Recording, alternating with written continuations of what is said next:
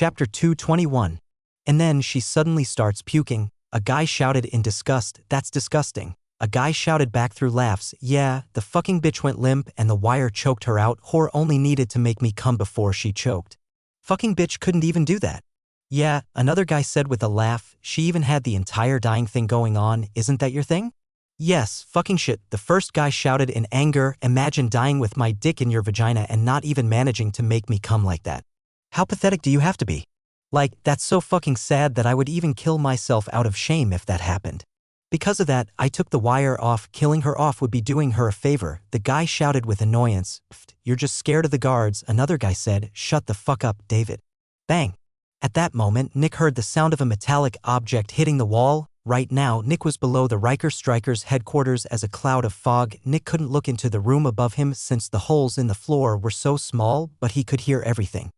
What he had heard so far made even him shocked and disgusted. "I killed that stupid fucking brat that kept bugging me for food," the first guy shouted with rage. "I managed to fucking kill her and the city never got my ass. Why would I be scared of killing some useless bitch that can't even choke a dick to save her life? You wanna fuck with me, rot dick?" the other guy shouted back in anger. "So what if I do?" the first guy said. Bomp bomp. Nick heard the sounds of bodies getting shoved back and forth. Bang. And the sound of a punch. "Shut the fuck up." Bang. Bang.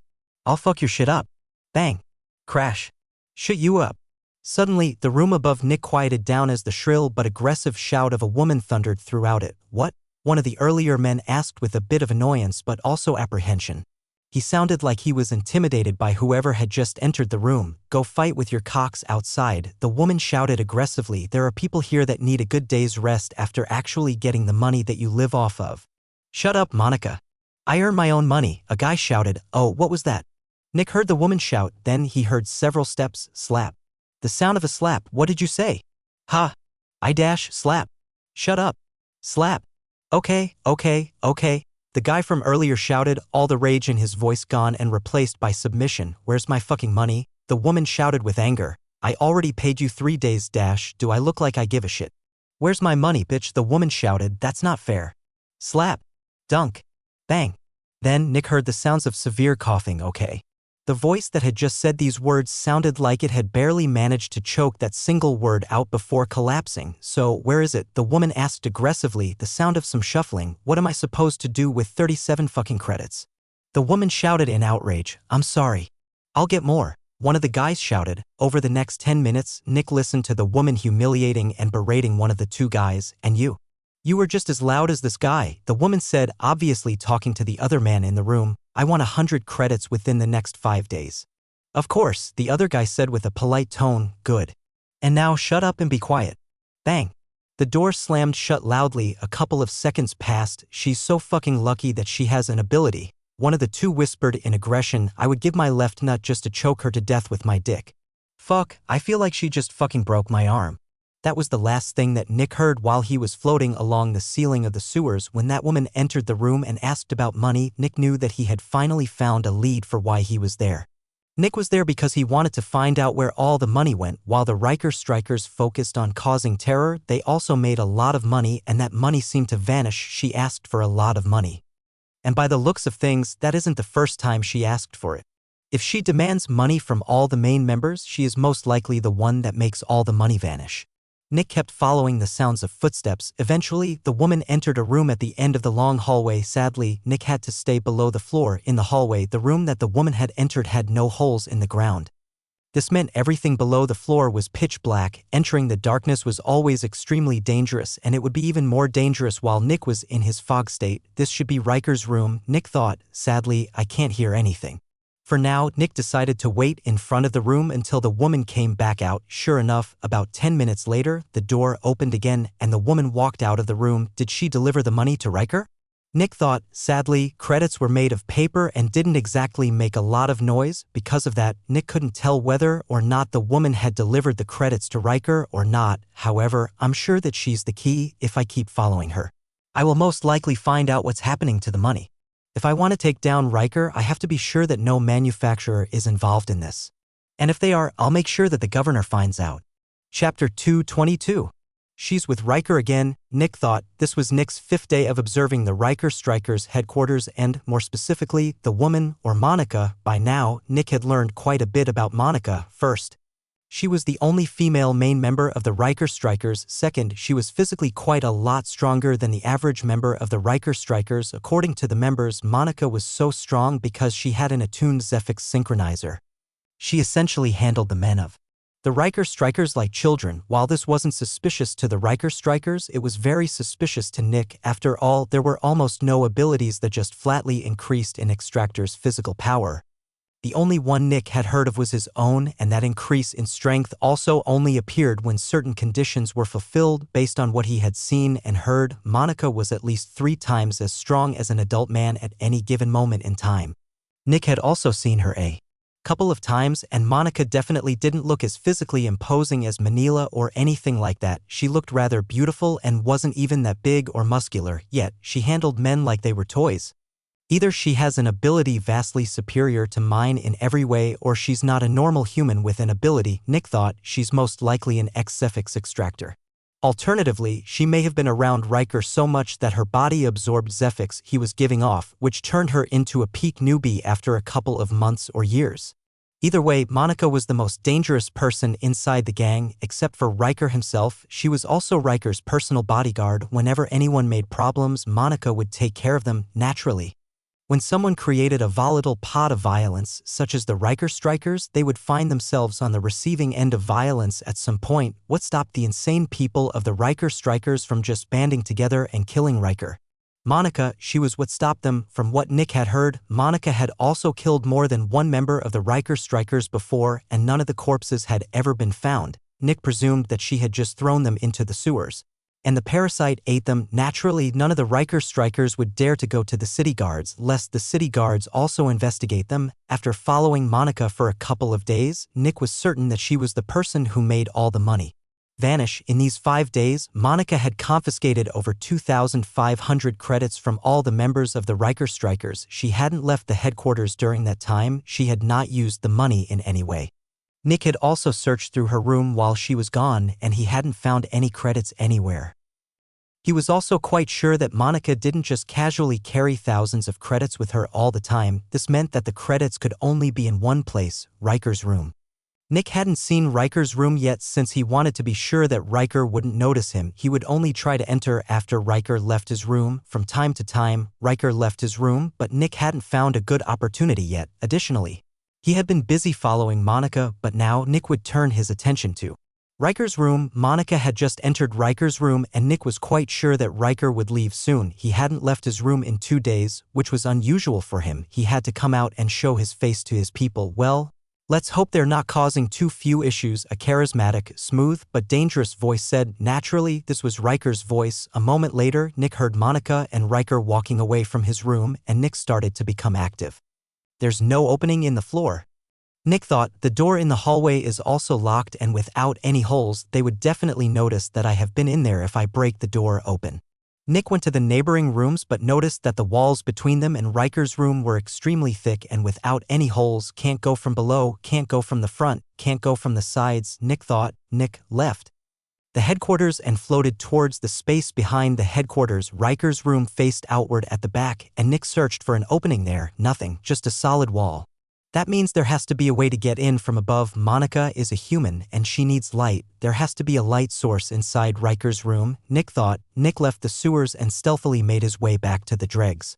The building the Riker Strikers were in was quite big, and the headquarters had several floors. Nick turned into fog and slowly floated through a window on the 2nd floor. Luckily, Nick had already looked around this floor earlier, and he knew about a room that was almost always empty since the occupant was constantly outside with his friends. A couple of minutes later, Nick stood in front of the door leading to the room above Riker's room. The door was extremely solid, and there were no openings.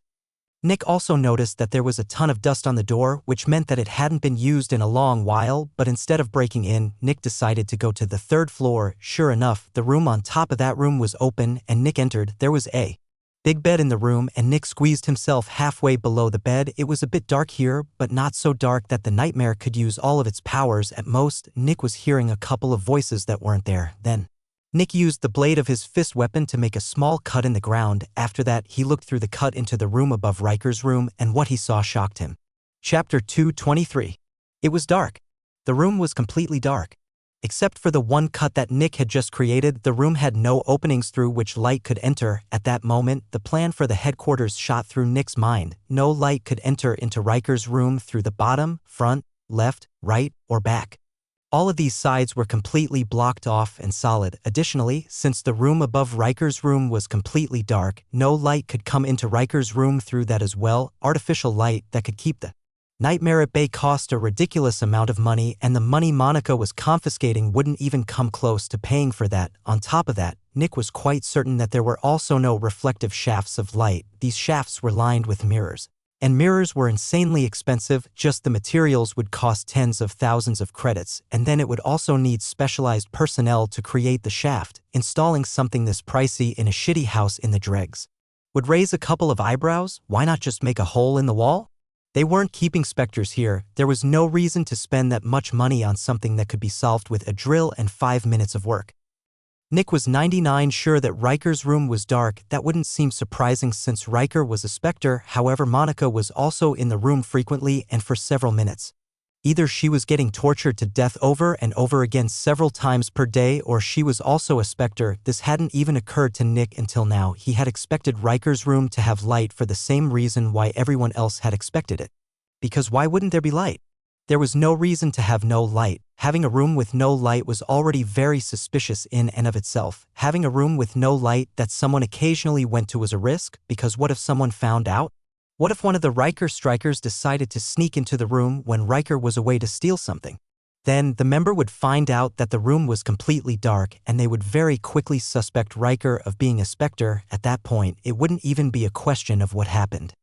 The person would immediately run to an investigator working for a Zephyx manufacturer. Clues that led to the capture of a specter gave someone so much money that they could leave the dregs and live in the outer city. Even more, every human was scared shitless of specters, while these men were fine with fighting with others and raping children. They did not want to come into contact with any kind of specter. Specters were the natural predators of humanity, and there was nothing that humans feared more, even without the reward.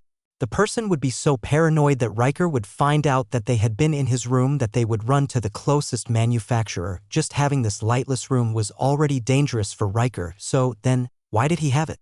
There's only one thing I can think of, Nick thought, a place that can't possibly be overheard by others. There is something going on in that room that he can't allow anyone to find out. Being overheard through one of the light holes has to be much worse than being suspected of being a specter. Nick's mind was going wild. What could possibly be worse? What could be worse than the danger of being locked up for the remainder of your existence? Why would he take such a huge risk? Nick narrowed his eyes. He had no idea. I have to find out what's going on, but I need to be careful. If there is something in the room, I have to make sure that I can find out what it is without being noticed. It's already been several minutes since Riker left his room. I'm not sure when he will return, and I can't possibly enter when he's in there. Nick's heart rate increased as he thought about what this might mean, something that was even more important to a specter than their own future. This had to be something special, or they just don't want to be overheard while talking, Nick thought. That would be a bit anticlimactic. Anyway, I should leave for now. Nick grabbed something and put it over the cut that he had created in the floor to hide it. Then he left the Riker Strikers headquarters and went back to Dark Dream. The next day, Nick went to Winter's office. Got any news? Winter asked. Nick nodded with a serious expression. I'm not sure, but there is something very strange going on with Riker, Nick said. After that, Nick told Winter what he had found out. When Winter heard that there was most likely a second specter, he became very interested and excited. Most likely, Monica was also an adolescent. That would make 2 adolescents that Dark Dream could potentially capture. And then, Nick told Winter about the dark room and what his thoughts were. Winter started to frown and kept thinking, and you are sure that there is no light source? Winter asked. I'm 99% sure, Nick said. No window. No. No holes. No. No artificial lights? Too expensive. No light shaft. That is the only possibility, but I am almost certain that it's impossible, Nick said. Winter just kept looking at his desk with furrowed brows. Maybe they just didn't want to be overheard. After all, they are both specters, Winter said. They could talk anywhere, Nick said. They could just create a trapdoor in the room and go to a dark part of the sewers to talk. Winter remained silent for a while and looked forward. Nick looked at Winter with interest. Do you know why they would take such a risk? Nick asked. Winter shook his head. I have no idea. Chapter 224. You don't know. Nick asked in surprise. Winter just shook his head. Nick just kept looking at Winter in shock. After a while, Winter looked at Nick and his eyebrows furrowed in annoyance. What's with that expression? He asked. I'm just surprised. Nick said. You always have an answer. Whenever I ask you something, you have an answer. It's just weird seeing you not have one for once.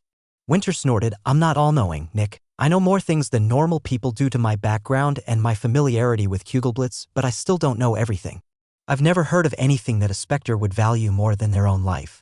Getting captured by a manufacturer is essentially dying to a Spectre. I have no idea what a Spectre would value above that. At that point, Winter moved backward and scratched his chin, but I wouldn't rule that possibility out either, he added. So, how do you want to proceed? Nick asked. Winter remained silent for a while. I want to talk to Dad first, Winter said. Nick nodded. I will talk to him during the evening, and I will tell you what to do tomorrow, Winter said. Just keep observing the Riker strikers also. I want you to make sure that there is truly no opening for light to enter the room. I don't want to worry this much about something just to find out that you overlooked a hole in the wall. Of course, Nick said. The two nodded, and Nick left Winter's office. Nick went back to the Riker strikers and made sure that he hadn't overlooked anything. He even climbed all over the house to make sure that there were no openings for some kind of hidden light shaft. After over an hour of searching through everything, Nick was certain that there was no way for any kind of light to enter the room. Eventually, Nick went back to Dark Dream and worked normally for the remainder of the day. The next day, Nick met Winter in his office again. So, what's up?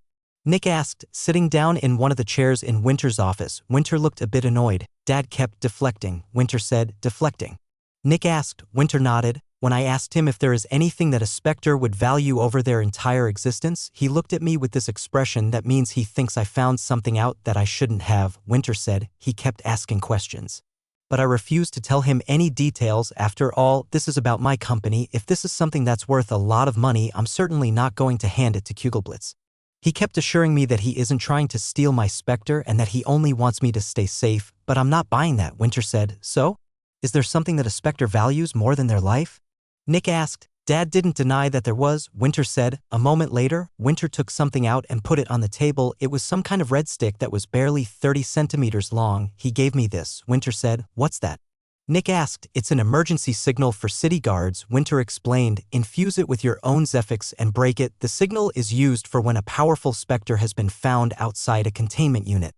The misuse of the signal is punishable by death, and Dad made very sure to tell me that several times. Nick took the red stick and looked at it in wonder. I should take that with me? Nick asked. Winter nodded. Dad said that if you are unsure of whether you should use it or not, you should not use it. If you need to use it, you will be absolutely sure that you will need to use it. That's how he phrased it, Winter said. Nick took a deep breath, but in the end, he pocketed the thing. The words that Winter had spoken made Nick very worried. And now? Nick asked. Now, you are going to break into that room and find out what's in there, Winter said. Nick took another deep breath and nodded. The two of them ironed out the details of how they were going to proceed, and then it was time for Nick to leave. Nick, don't die. Winter said. I'll do my best not to, Nick answered with a nod. Eventually, Nick went to the headquarters of the Riker strikers again. By now, the headquarters felt much darker and more dangerous to Nick. The closer he got to actually entering the room, the more nervous he felt. The way Vernon had talked to Winter made it seem like Nick was getting involved in something that was vastly beyond his level. Nick kept watch over the entrance to Riker's room for several hours. Eventually, Riker left the room again with Monica. Nick took a deep breath and quickly entered the room on the third floor quickly. Nick created several holes in the floor below the bed.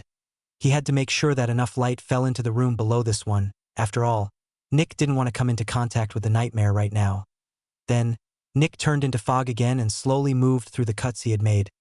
He turned back into his corporeal form and readied his blade. Nick's heart rate reached incredible speeds. This was it.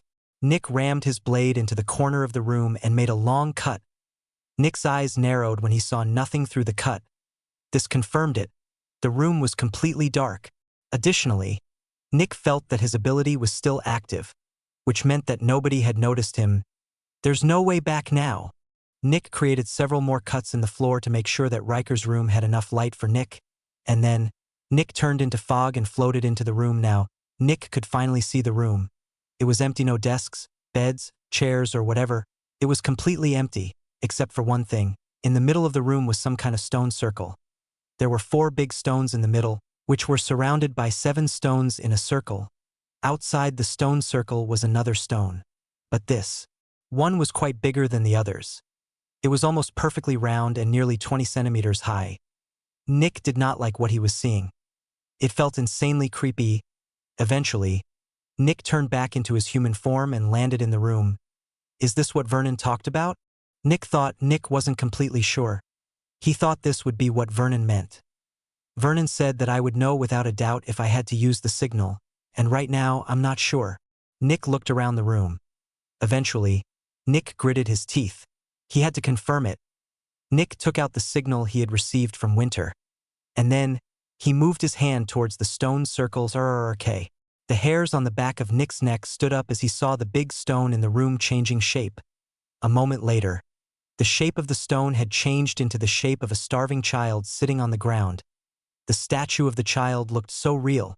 It was almost like Nick was looking at a real starving child. And then the statue's eyes opened, and Nick's ability deactivated. The statue looked at Nick, its eyes completely black. Nick felt like he had been flung into eternal darkness. You have the power of the eternal. The child's voice echoed throughout the room. I will take that power from you. Your power is mine. Chapter 225. Terror, pure terror. In his entire life, Nick had never been this scared before. Something deep inside of him told him that there was no way he could survive.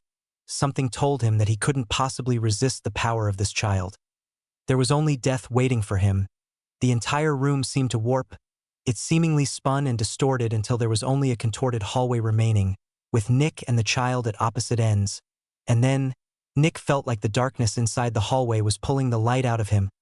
He felt like the core of his being was getting pulled toward the starving child. He was vanishing. He was disappearing. He was dying. Crack. Nick's right hand strengthened a bit, and a moment later, the sound of something cracking reverberated throughout the hallway. It was like a gigantic explosion suddenly appeared in the room. Red. The entire room was filled with a fiery red. Nick saw the storm of fiery red shooting past him at insane speeds, and he felt like he had fallen through a mountain made of fire. And yet, while Nick could see the red mass, he couldn't feel it. It was almost like it wasn't real. Nevertheless, it had to be real, after all. Nick felt the room turn to normal, and he no longer felt like he was being consumed by the darkness. The starving child kept looking at Nick. Your power will be mine, the child repeated. I will consume the power of the eternal. I will kill you. The haven you call Crimson Fungus City will cease to exist. You will be mine. At that moment, the expression of the starving child turned into a mad grin, and Nick felt like something had taken hold of his heart. The darkness in the child's eyes seemed to extend towards Nick, and a moment later, he felt like the darkness was surrounding him. You are mine. The voice of the child thundered, and then, Nick felt like something that he couldn't afford to lose was leaving his mouth and eyes. A moment later, he saw a gentle white mist coming out of his body. Nick recognized the mass. It was Zephix. No, Nick thought, you're not taking it. But it didn't matter. Nick felt the essence of his being getting pulled out and extending towards the child. He was dying. At that moment, the door to the room exploded, and two people ran in. Although, people was the wrong word. Nick saw a man with black hair and dark eyes on one side, and a young woman with blonde hair on the other. Riker and Monica. Master! Monica shouted with urgency. You failed me, the starving child said. Your existence is no longer required. The two of them looked at the starving child. If they were human, they would probably be terrified. But they weren't. They were specters, and specters couldn't feel fear. When someone was standing in front of someone who wanted to kill them, there were only three things they could do: fight, flight, surrender. Since surrendering didn't work, there were only two options left for Riker and Monica. Monica ran forward and stopped behind Nick, who couldn't move at that moment. And then Nick suddenly felt some kind of force pulling him backward. The next moment, Nick saw the white mist in front of him halt. It was no longer moving towards the starving child. That was when Nick noticed that the sucking force had come from Monica's hand. It was like Monica's hand was consuming all the Zephix in the surroundings. Shouldn't have told us that you were going to kill us? Riker's charming, cold, and calm voice came from beside Nick.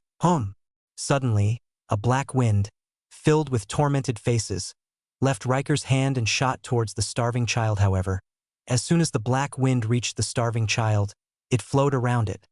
It was like the starving child was a solid and massive rock in the middle of a small river. Obviously, the black wind didn't do anything to the starving child, but it did accomplish something else. The darkness that was pulling the Zephyx out of Nick was weakening, and Nick even saw the white mist flowing back into his body. Meaningless resistance, the starving child said. It doesn't matter when I get what I want. It only matters that I get it. Suddenly, the darkness inside the child exploded outward, and the black wind leaving Riker was annihilated. Then, the darkness shot forward. But then, it suddenly stopped. That was because Riker and Monica had hidden behind Nick. They knew that their master would have long since killed Nick under normal circumstances. The fact that he was trying to consume Nick's power meant that he was extremely interested in Nick's power. If Nick died, his power would disperse, which made it impossible for their master to absorb it. So, they had bet on the fact that their master wouldn't dare to kill Nick, and they had bet correctly. The power the starving child had released this time was very different from the one he had used to absorb Nick's power. This was something that could kill Nick in an instant. Right now, Nick felt like some kind of force was in front of him that could extinguish him as easily as an ant. He couldn't possibly resist it. For just a moment, everything inside the room paused. Just wait, the child said calmly. I'll soon be there. Then, the darkness started to slowly move towards the starving child. Nick felt like time had stopped. What the fuck had just happened? What had he just seen? A moment ago, the starving child had still been there, but now he was in the middle of the dregs. Yet, he hadn't left the room. In fact, his half of the room was still there, but the other half had vanished, just like everything else in a 20-meter radius. Chapter 226. There was just a crater in front of Nick. Right now, Nick could see the sewers through the gigantic hole in front of him, and he could also see gigantic waves crashing against each other in the sewers. Then, Nick noticed that half the building in front of him vanished. It was like a 40-meter-wide conical laser had shot through the building, leaving behind a trail of destruction. Nick was bathed in sunlight, and he felt the wind of the outside brush against his skin. A moment later, Nick realized what had happened. By following the pathway of the destruction, Nick's gaze was directed towards the megastructure that was the inner city. 80 up the structure, on a balcony, Nick could see the distant silhouette of a person. Nick wasn't sure, but he thought that the person held a huge rifle in front of them. The only things Nick could properly see were their red hair and their uniform, which signified that they belonged to the city. We want to enter Kugelblitz. Nick turned around and looked at Riker and Monica. Both of them looked extremely calm. It was almost like nothing out of the ordinary had happened. When Nick saw their demeanors, he was reminded of the Dreamer. The Dreamer acted the same way as them all the time. Bang! Nick's gaze turned forward again as he suddenly saw someone landing in front of him. It was a young man with red hair, and he was wearing the uniform of a Zephyx extractor working for the city. However, Nick noticed two things that shocked him to his core. First of all, the emblem of the guard. There was one huge fungus on it, two medium-sized ones, and two small ones. This was a level 5 extractor. A specialist. The other thing that Nick noticed was the rifle in the man's hand. It looked exactly like the one that Nick had seen in the hands of the man on the balcony of the inner city. Nick quickly looked to the balcony. The man was gone.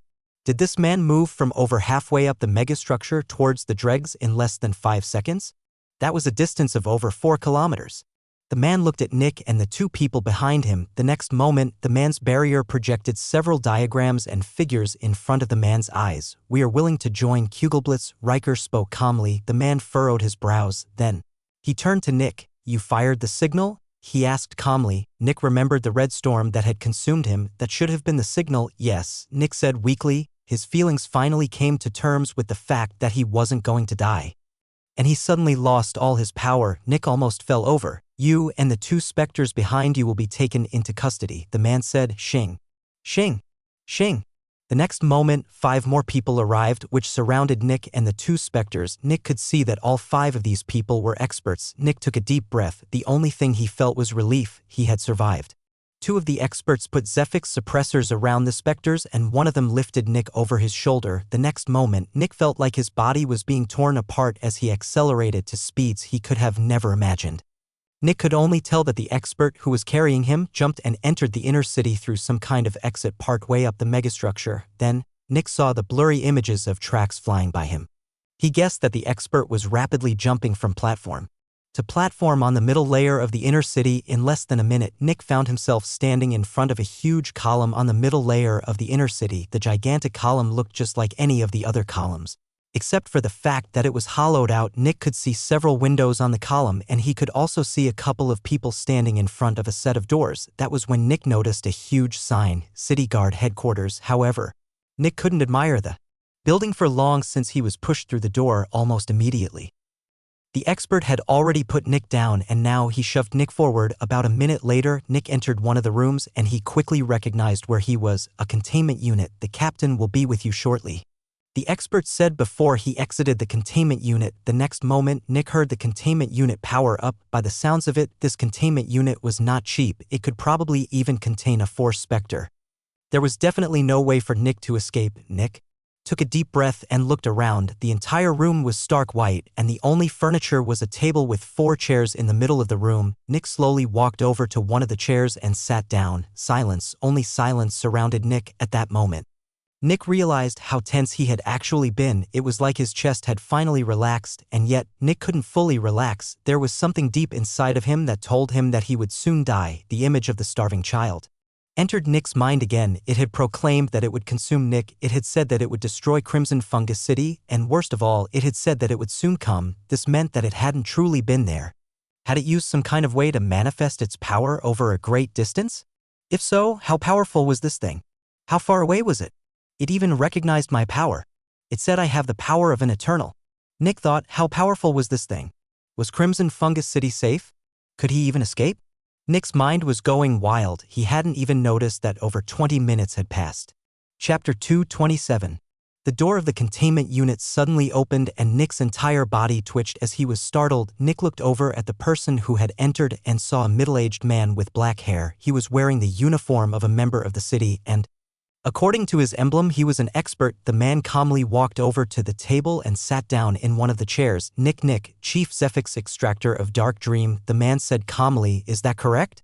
Yes, Nick said nervously. Martyr Sanson, Captain of the City Guards, the man said. Nick nodded. Hello, he said absent-mindedly. From where did you obtain the signal? The man asked immediately. Winter gave it to me after getting it from his father. Nick said. With Winter, you mean Winter Melfian? The man asked. See, correct, Nick said. Why would he hand you the signal? Because his father told him to, Nick answered. Why would Vernon Melfian tell his son to hand you the signal? The man asked. He didn't tell Winter a lot, Nick said. He was very vague. He said that the misuse of the signal is punishable by death. He also said that if I am unsure whether to use it or not, I should not use it. He said I will be certain that I have to use it if I need to use it.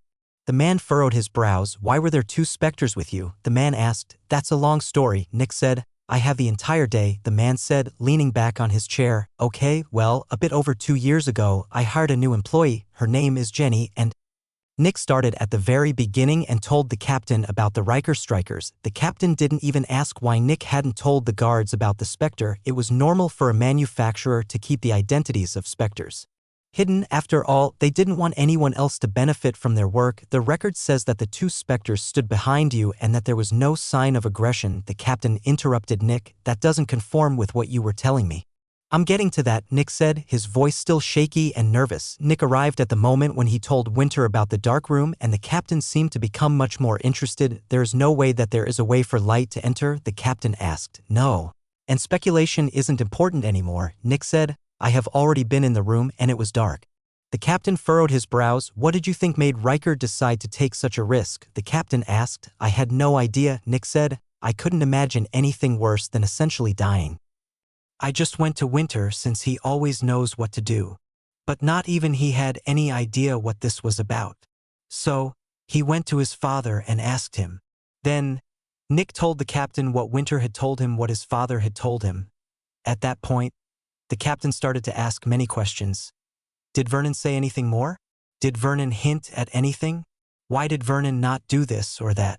Nick gave quick answers, which mostly boiled down to him saying that he didn't know. After a while, the captain wrote something on a sheet of paper, but Nick couldn't see what the captain had written down. Tell me what happened earlier today. The man said. Nick nodded and told the man about when he had entered the room above Riker's room. When Nick reached the part in which he had entered Riker's room, the captain looked deeply into his eyes as Nick retold what he had seen, the image of the Starving child entered his mind again. Nick's heart rate shot up, and his breathing quickened. He felt deep terror inside of his chest whenever he thought of the starving child. He almost felt like the starving child inside his mind was moving of its own volition. It was like the starving child had power over Nick's mind and was trying to kill him. The darkness in its eyes stretched out until it clouded all of Nick's senses. The darkness was everywhere. It was consuming him. Bang! Nick almost shot out of his chair as a hand slammed on the table in front of him. "I need to know what happened," the captain demanded as he looked deeply into Nick's eyes. Nick took a deep breath. The starving child wasn't there. It couldn't hurt him right now. "Calm down, Nick," he thought. "It's not here. Calm down. The quicker the city knows about this, the safer I am." Nick took another deep breath. "I saw 4 big stones that were surrounded by a circle made of 7 stones," Nick said at that moment. The captain took a deep breath as well. Nick looked at the captain, and he could see that the captain had started to sweat. Naturally, the captain was doing his best to seem calm, but Nick could see that the captain was anything but calm right now, of course. This made Nick's fear return. There was a big spherical stone in front of the circle of stones. Nick continued, "There was nothing else in the room, and when I saw the stone, I felt like I had stumbled upon something very bad." The captain remained silent. "I was thinking about activating the signal, but I wasn't sure if I needed to use it or not. And since Vernon said that I should only use it when I was sure, I didn't," Nick continued. "So, I moved my hand forward, and the spherical stone suddenly started to transform." "Stop!" the captain suddenly said. Nick was taken aback and looked at the captain. Why had the captain interrupted him? "Are you telling the truth?" the man asked. Nick just wordlessly nodded. "Are you willing to bet your life on that?" Nick blinked a couple of times. "Yes, I'm telling the truth. I'm more concerned with why you are asking all of a sudden," Nick said. The captain looked into Nick's eyes for several seconds. "Our interview ends here," the captain suddenly said. Nick's eyebrows rose in surprise. The next moment, the captain stood up and walked towards the door. "Somebody else will be talking to you soon. Until then, don't say anything about what you have seen. Not even in here." This made Nick even more nervous. "Why? Why are you leaving?" Nick asked. The captain opened the door with a solemn expression. "I'm not sure if I am allowed to know these things."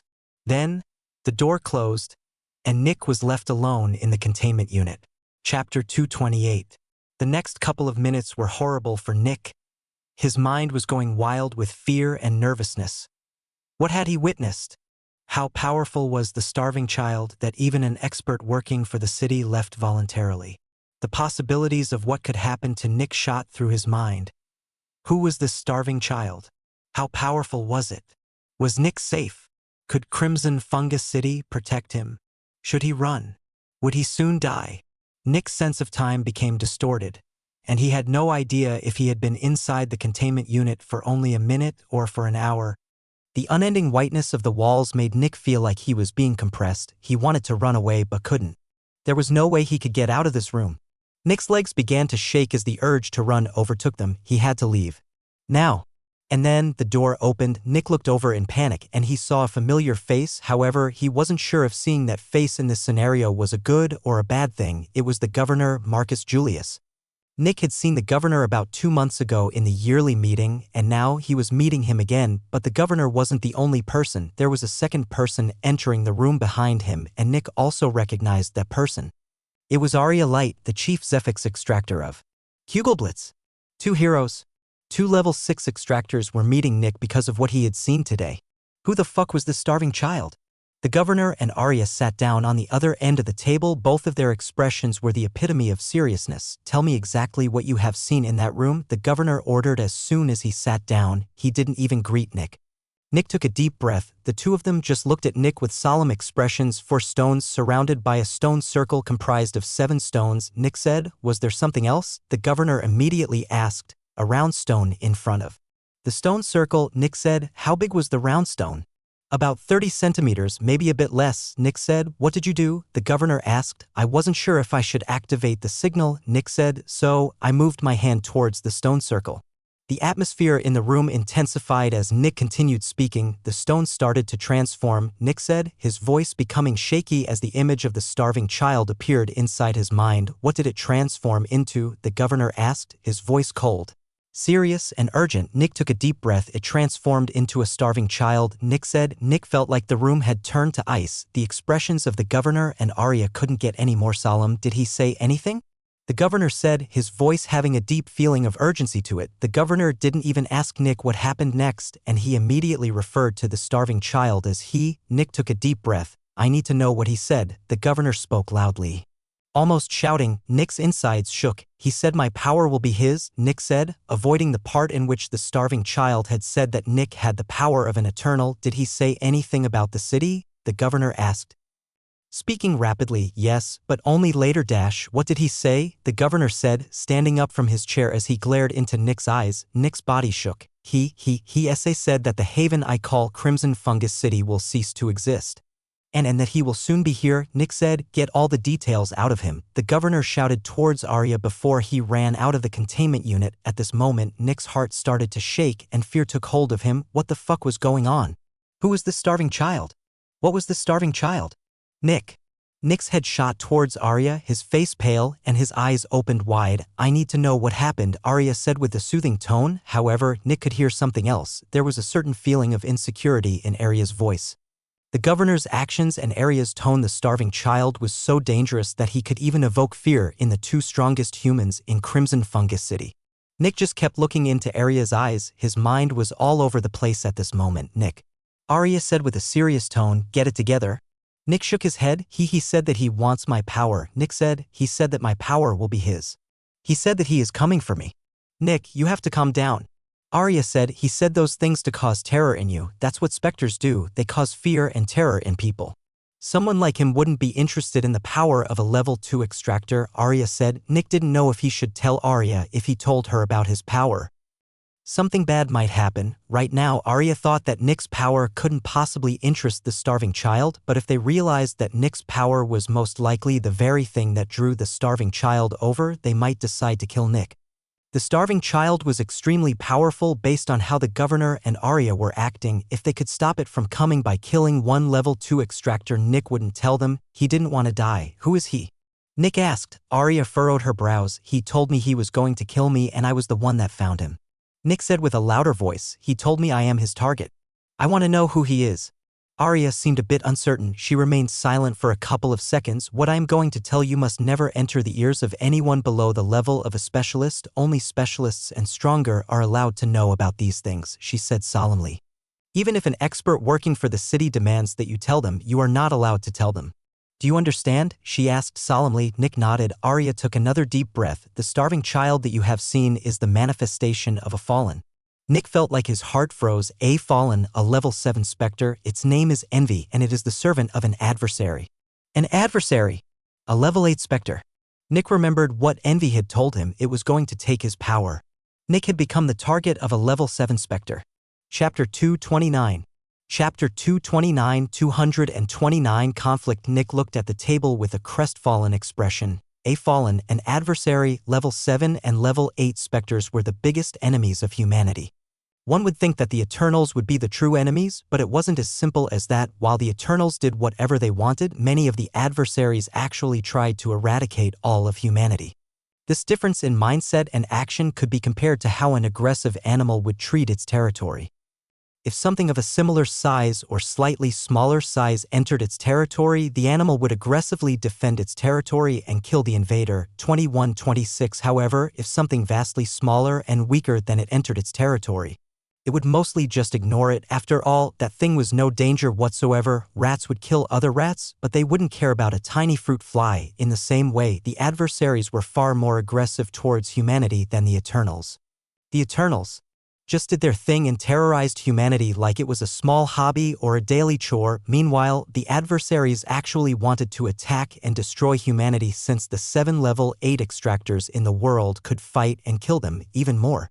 If the level 8 extractors managed to capture an adversary, they could attempt to use the adversary to become level 9 extractors. Because of that, adversaries were more of a direct threat to humanity while the Eternals just represented an Inevitable rule of nature, and now a servant of one of these adversaries had set Nick as its target. Envy, a fallen, a level 7 specter. It was stronger than any specter in the city. It was stronger than any human in the city.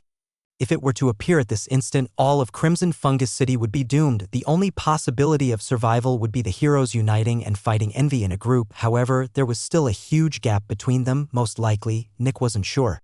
But he assumed that Envy wasn't an initial fallen but stronger. Nick, Arya said, taking Nick out of his thoughts. Envy isn't interested in you. You're only a level 2 extractor. We're all in this together.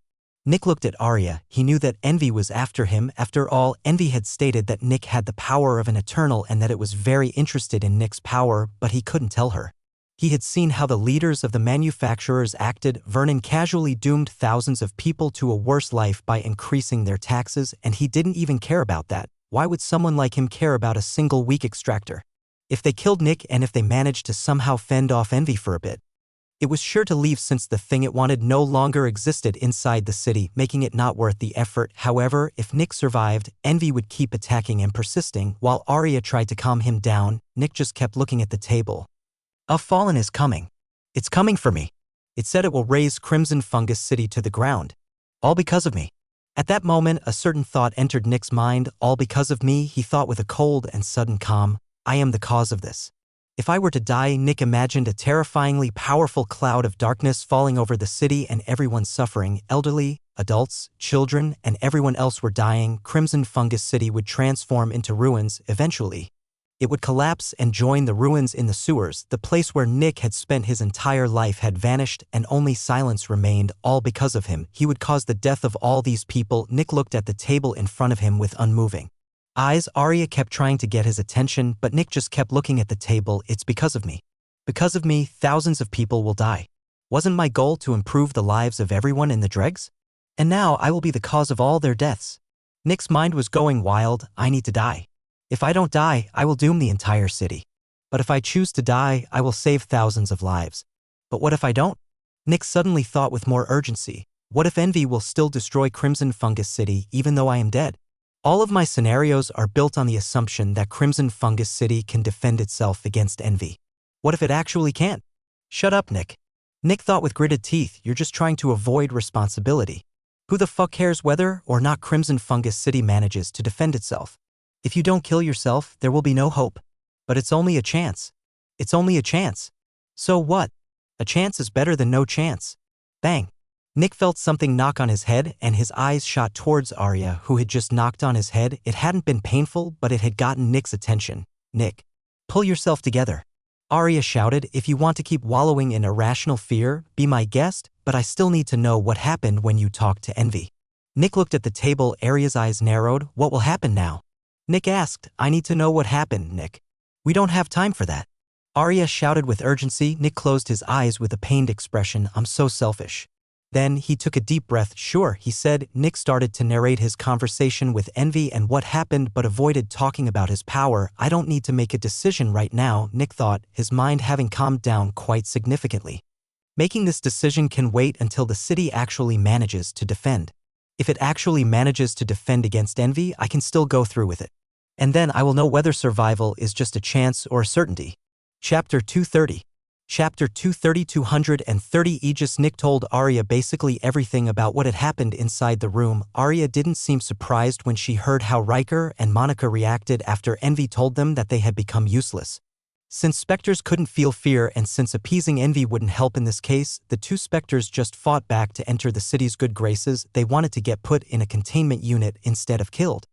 This was the same reason why they didn't run away as soon as they had noticed what happened. As Envy's servants Riker and Monica knew what the signal that Nick had activated meant. Nick hadn't noticed it, but when the red storm of the signal washed over him, it had actually coated the surrounding 200 meters in brightly shining red Zephyx. Every veteran and stronger within the city, except those in a containment unit at that moment, felt the massive amount of Zephyx getting dumped into the surroundings in the dregs. These signals were extremely expensive and caused huge disturbances as soon as they were activated, which was why only the strongest and most influential people had them. When Monica and Riker felt the dense red Zephyx around them, they knew that they wouldn't be able to escape. Within seconds, veterans, experts, and specialists would look at the dregs and the two of them knew that they couldn't possibly flee from any of them, and if they tried, they might just get shot, which would end their existence. It was better to just go to their master and ask what to do. After a while, Nick was done with narrating the events inside Riker's room. This time it was Arya who looked at the table with furrowed brows. What will happen now?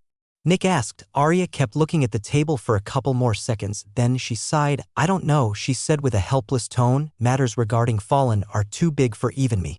In front of Envy, I am just as helpless as you, Nick, she added. Nick looked at Arya with discomfort. Will we die? He asked. Surprisingly, Arya shook her head. If we are going to die, it very likely won't be today, she said. How come? Nick asked. Arya looked like she wasn't sure whether or not she wanted to tell Nick something, but then she realized that she had already told Nick a lot of confidential information. Telling him more made no difference anymore. Someone as powerful as Envy can cross several kilometers per second, Arya said. The time between your conversation with him and the start of your conversation with us was a bit over 40 minutes. Within 40 minutes, he could have reached us from basically anywhere. Nick felt his heart pump in his chest. If Envy had immediately started traveling toward Crimson Fungus City, the city would have already turned to ash. A complicated mix of emotions appeared inside Nick's chest, relief and terror, and now Envy probably doesn't have the chance to attack us directly anymore, Arya said. Nick's eyes widened in surprise. If Envy can move that quickly, our protectors can also move that quickly, Arya said. When Marcus left about 20 minutes ago, he contacted the Aegis. At that moment, Arya saw Nick's confused expression. The Aegis is humanity's united front against the Spectres, and it is being led by the Seven Shields of Humanity, she explained. Most likely, a protector has already arrived. Nick took a deep breath. A protector, a level 7 extractor was here.